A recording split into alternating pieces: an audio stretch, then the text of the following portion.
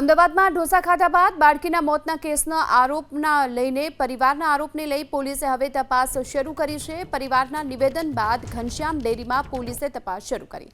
તપાસ પહેલા બાળકીના મોતનું સાચું કારણ કહી ન શકાય અને ફૂડ એન્ડ ડ્રગ્સના અહેવાલના આધાર પર તપાસ કરાશે તેવી વાત પોલીસ તરફથી કરવામાં આવી રહી છે।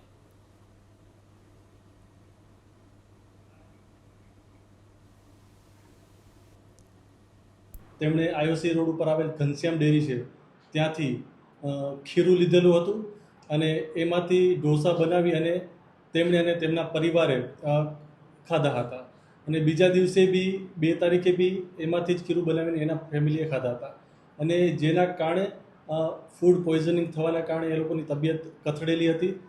તેમની જે 2.5 મહિનાની દીકરી છે અચાનક તેનું મરણ ગયેલું હતું, જે બાબતે તેઓ જાહેરાત કરેલી નથી પરંતુ તેની અંતિમ વિધિ કરી નાખેલી હતી।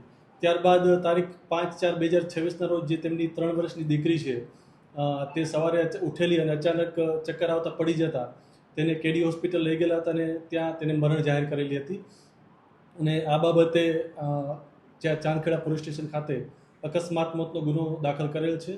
તેમજ આજે મરણ જનાર દીકરી છે તેનું પેનલ ડૉક્ટરથી પીએમ કરવામાં આવેલ છે, તેમજ એફએસએલની ટીમને સાથે રાખી તેમજ ફૂડ એન્ડ ડ્રગ્સની ટીમને સાથે રાખી જે મરણ જનાર છે તેમનું ઘર તેમજ આ જે ઘનશ્યામ ડેરી છે ત્યાં તપાસ કરી અને સેમ્પલ લેવાની વિધિ છે ચાલુમાં છે।